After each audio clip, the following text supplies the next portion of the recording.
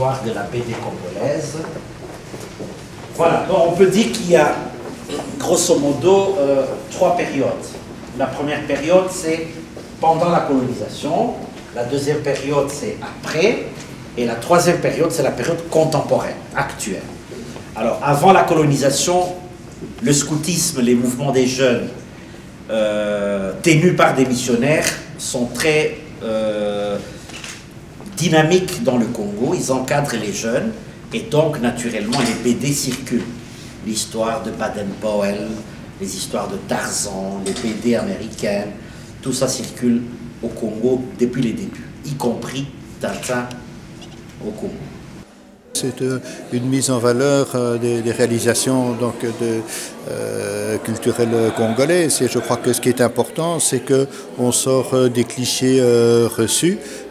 On montre quelle est la culture, la création contemporaine au Congo. Et je crois que c'est un élément extrêmement important. On sort précisément de Tintin ou bien des petites sculptures et des petites voitures en bois ou en métal. On montre qu'il y a bien autre chose, qu'elle est très riche, très vivante et surtout extrêmement vivante. Et parmi en tout cas les tout grands de la BD, il y a Mongo Sissé qui est mort il y a 2 ans, qui est un des tout grands avec Matamata et Pilipili. Il y a Barli Barouti qui fait aussi un peu de la musique, mais enfin c'est surtout un BDiste. Il est à Kinshasa.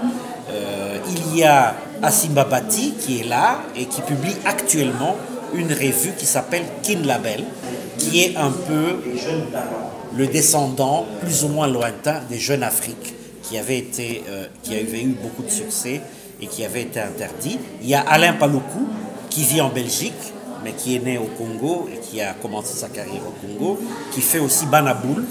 C'est des dessins d'animation qu'on trouve, donc il est présent là.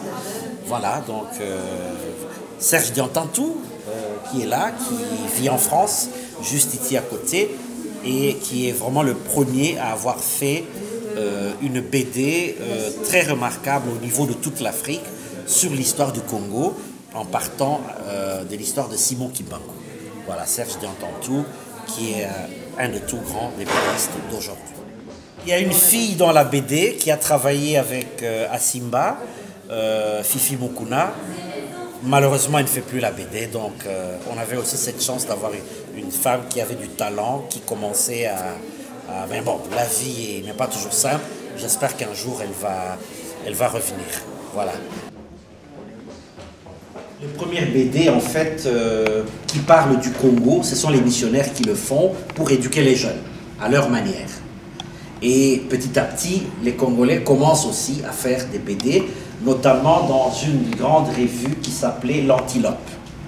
C'était une revue en couleur, publiée à Léopoldville et diffusée dans tout le Congo, même dans les moindres recoins du Congo, et au Rwanda-Burundi.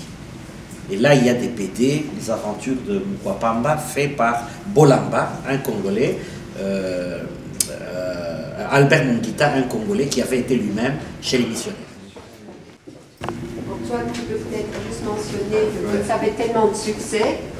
On avait dit que c'était des Belges qui le faisaient, mais sous des pseudonymes congolais. Parce qu'on ne voulait pas accepter que ce soit... Donc il y a des gens qui croient que Achille Flore et Freddy Moulongo, c'était des Blancs qui ont pris des noms congolais. Non, mais en fait, ce sont des Congolais, mais qui aimaient bien la BD parce qu'eux-mêmes, dans leur jeunesse, ils ont lu la BD, ils ont aimé la BD. Et là, on aura des BDistes comme Boyaou, on aura des BDistes... beaucoup vont partir de là. Ils ne vont pas publier d'album, mais ça sera un magazine BD qui s'est diffusé dans tout le Congo et qui va sombrer à cause de la censure. Mais quelle créativité! Vous voyez les couvertures, c'est toujours des histoires, on reprend des rumeurs, on reprend... Il y a une critique sociale, par exemple ici, il y a... Ce monsieur-là vient d'engrosser cette jeune fille.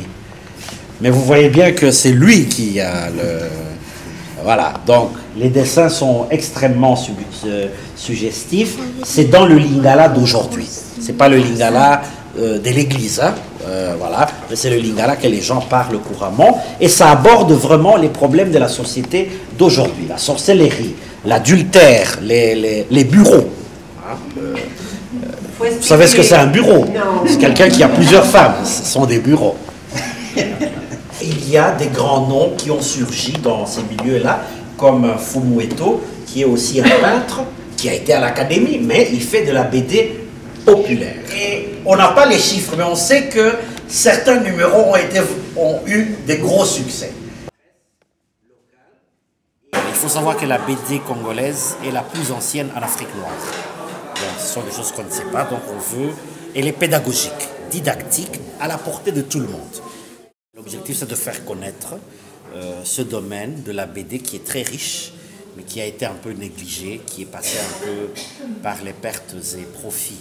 La BD est disponible pour les associations, pour les bibliothèques, pour tout le monde.